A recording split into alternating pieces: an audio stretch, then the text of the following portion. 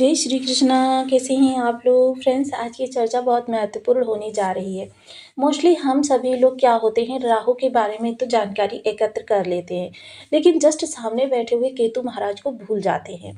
क्योंकि केतु महाराज, जैसा कि हम सभी लोग जानते हैं, अगर इन दोनों की पावर को मिलाकर 100 किया जाए, उसमें से 40% राहु के पास होता है, 60% केतु के पास होता है। क्या होता है, केतु जो है सदैव सुप्त अवस्था में होते हैं। कभी कभी ये अपनी शुभकारी अवस्था में आते हैं, अपने प्रभावों को जागृत करते हैं, और ऐसा तभी होता है जब ये अपने सपोर्टिव नक्षत्र के चरण में आते हैं। बहुत महत्वपूर्ण होता है कि केतु शुभ अवस्थाओं में आए। केतु जहाँ इस समय अग्नि तत्वीय राशि से गोचर कर रहे हैं, वहीं इनके पास 3 दृष्टियां भी हैं, जिससे कि ये 3 भावों को भी देख रहे हैं। आपके सुख भाव में बैठे हुए हैं। ऐसे में इनके अंदर प्रचंड ऊर्जा का संचार हो रहा है। उत्तरा फाल्गुनी नक्षत्र से गोचर कर रहे हैं। अब केतु के बारे में जाने ये भी जरूरी हो जाता है, केतु कर क्या सकते हैं। देखिए, जो लोग अपनी गाड़ियों पर ध्वज लगाकर चलते हैं, या जिनको मतलब ऐसी गाड़ियां ही प्राप्त होती हैं कि जिन पर ध्वज होता है, उच्च पदासीन लोग होते हैं, शासन प्रशासन के उच्च नेता होते हैं, ऐसे लोगों की गाड़ियों पर आप देखते हैं या तो नेशनल ध्वज, या फिर आप उनकी पार्टी का चिन्ह, इस तरीके के चिन्ह का ध्वज आप देखते हैं। ये केतु महाराज की कृपा से ही संभव है। अगर केतु महाराज की अनुकंपा ना हो तो किसी व्यक्ति की इतनी विसात नहीं होती कि वो अपनी गाड़ी पर ध्वज लगा सके, क्योंकि ध्वज का प्रतीक है केतु। केतु महाराज ध्वज का प्रतीक है। आपको बहुत ऊंचाई तक ले जाने, क्योंकि वैसे भी इनके बारे में कहा जाता है, ये जिस भाव में बैठते हैं या जिस ग्रह के साथ बैठते हैं, उसके प्रभाव में 16 गुना वृद्धि कर देते हैं। अब ये 16 गुना वृद्धि करते हैं। अब उत्तरा फाल्गुनी नक्षत्र से गोचर करने के कारण, क्योंकि जैसा कि हम सभी लोग जानते हैं, जब राहु अपना राशि परिवर्तन करते हैं, केतु महाराज भी अपना राशि परिवर्तन करते हैं। जब केतु अपना नक्षत्र परिवर्तन करते हैं, तब केतु महाराज भी अपना नक्षत्र परिवर्तन करते हैं। जब डिग्री घटती बढ़ती हैं, तब भी इनका विशेष प्रभाव होता है, एक साथ समान अवस्थाओं में रहते हैं। अब केतु महाराज का विशेष प्रभाव, क्योंकि केतु महाराज को हम सदैव सौम्य ग्रह के रूप में जानते हैं, लेकिन ये प्रचंड भी हैं। ये आसपास के इन्वायरमेंट को देखकर उसके आधार पर अपने कार्यों को अंजाम प्रदान करते हैं। अब जैसे कि हम सभी लोग जानते हैं, सुख भाव बहुत महत्वपूर्ण भाव होता है।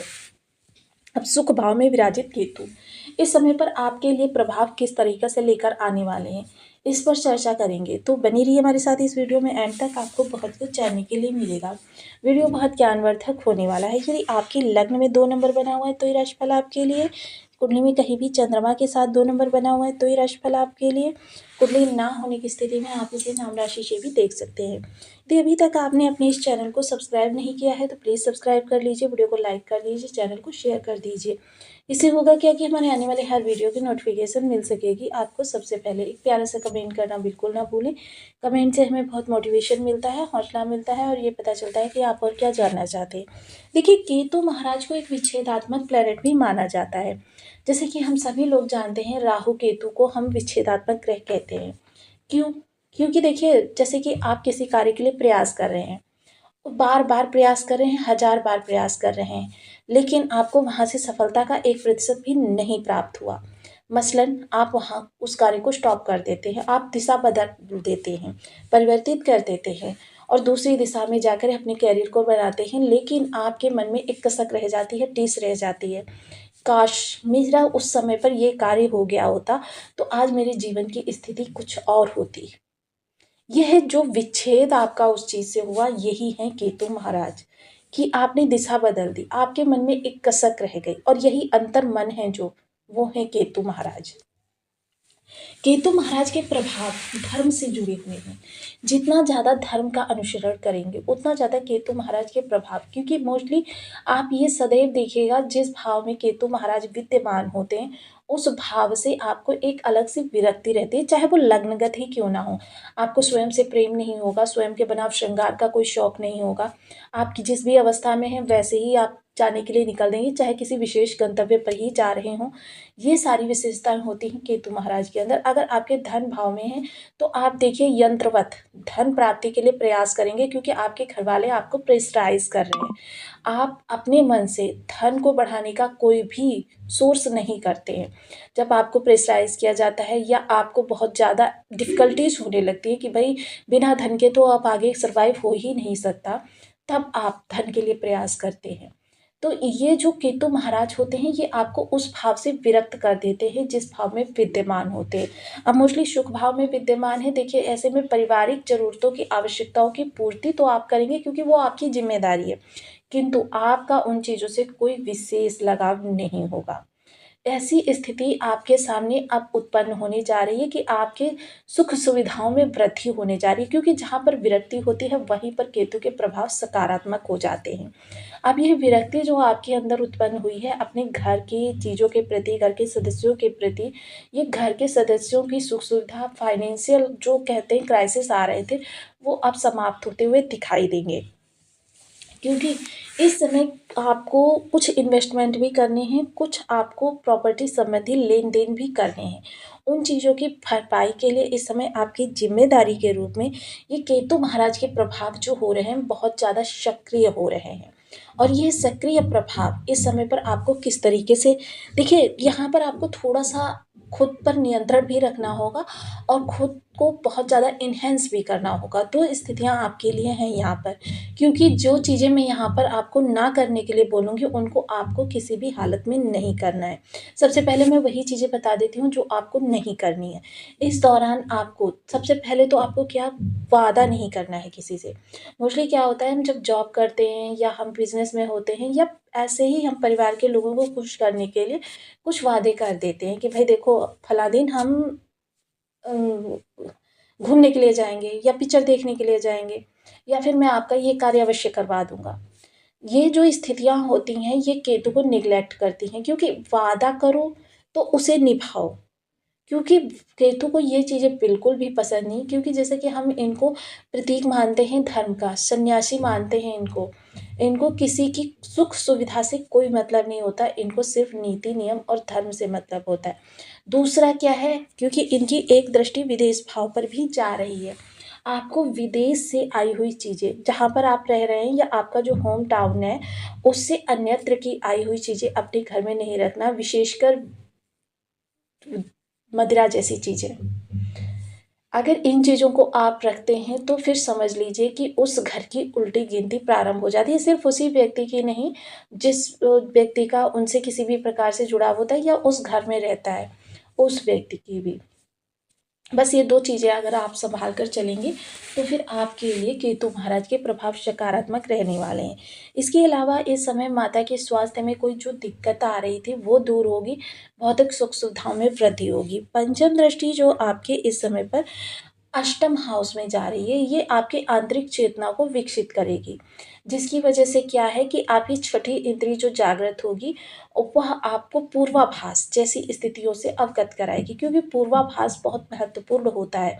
आप सामने वाले से बात तो कर रहे हैं, लेकिन आपके मन में एक शंका सी उत्पन्न हो रही है कि सामने वाला व्यक्ति आपसे झूठे वादे कर रहा है, आपसे झूठ बोल रहा है, आपका कार्य नहीं करेगा, मतलब कि वो नहीं करेगा। बेशक वो उस व्यक्ति ने आपको कितना आश्वासन दिया है, आप उस पर कितना भरोसा करें, इन चीज़ों से मतलब नहीं, क्योंकि इस समय शंका के द्वारा या आपके स्वप्न के द्वारा ये चीज़ें केतु की अवस्था पर डिपेंड करती हैं कि आपको किस तरीके से इन चीज़ों का पूर्वाभास होगा। ये आपके लिए सबसे महत्वपूर्ण इस समय पर है। आप अगर अपनी ऊर्जा का संचार किसी सिद्धि के माध्यम से करना चाहते हैं, तो वो भी इस समय पर कर सकते हैं, अचानक धन के योग बनेंगे। सप्तम दृष्टि जो कर्म स्थान पर जाएगी, तो देखिए कर्म स्थान पर भी किसी भी व्यक्ति से आपको किसी भी प्रकार का कोई वादा नहीं करना है। अपनी स्किल्स को डेवलप करना है, स्वयं को अपडेट करना है, क्योंकि ये 2 चीज़ें जब आप अपने कर्म से जोड़ेंगे, तब आपको केतु की यहाँ पर पॉज़िटिविटी प्राप्त हो जाएगी।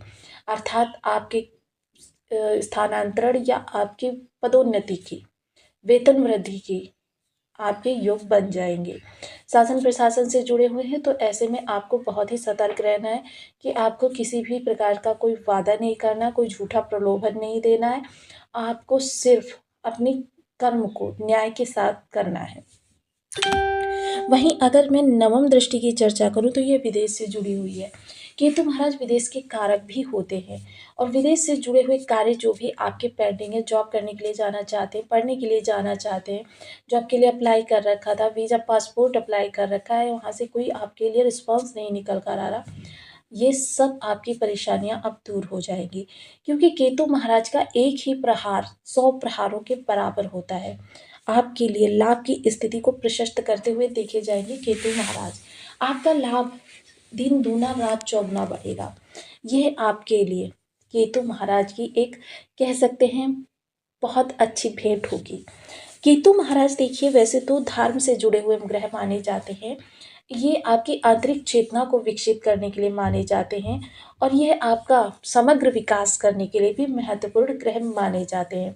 तो बहुत महत्वपूर्ण होता है कि केतु महाराज को हम सदैव पॉजिटिव करके रखें, क्योंकि सकारात्मकता का दूसरा नाम, और वैसे भी इनके जो प्रभाव हैं वो इतने ज़्यादा प्रशस्त हैं कि जब धर्म के धुरंधरों को कोई और संज्ञा नहीं मिली तो उन्होंने इन्हें मोक्ष का कारक बता दिया। ऐसे महान ग्रह देखिए केतु महाराज, और देखिए राहु की सप्तम दृष्टि से पीड़ित भी रहते हैं, जिस कारण से कभी कभी इनके प्रभाव में नकारात्मकता आ जाती है। लेकिन अगर हम केतु के स्वयं के प्रभावों के लिए हम प्रयास करते रहेंगे तो हमारे लिए किसी भी तरीके से केतु नकारात्मक प्रभाव नहीं देंगे। अब केतु के उपायों की यदि चर्चा की जाए तो जैसे कि हम सभी लोग जानते हैं, सबसे पहले बीज मंत्र का जप आता है, ओम केम केतवे नमः। इस बीज मंत्र का आप 1 माला, 2 माला, 5 माला, 7 माला, 11 माला का जप नियमित अपनी सुविधानुसार करना प्रारंभ करें। वहीं जितना ज़्यादा सात्विक रहेंगे उतना केतु का लाभ आपको मिलता चला जाएगा। अंग भंग लोग, जैसे कि हम सभी लोग जानते हैं, राहु जो है वो सिर हैं, केतु जो है धड़ हैं, यानी कि चत विचत है। ऐसे में आप जो भी अंग भंग लोग देखते हैं वो केतु का ही प्रतीक रूप होते हैं। ऐसे लोगों को समय समय पर आप शनिवार के दिन विशेषतः आप उनको उनकी ज़रूरत की चीज़ें प्रदान कर सकते हैं। विशेषतः मीठा अगर खाने के लिए देंगे तो बहुत अच्छा आपका उपाय हो जाएगा। घर की छत पर 2 रंग की ध्वज लगाएं। 2 रंग की ध्वज में आप देखिए हनुमान जी का चित्र भी लगा सकते हैं, आप जय माता दी लिखा हुआ भी लगा सकते हैं, ऐसे ही 2 रंग का कोई चित्र लगा सकते हैं। आपकी इच्छा पर डिपेंड करता है, और अगर इसे धर्म स्थान पर लगाएं तो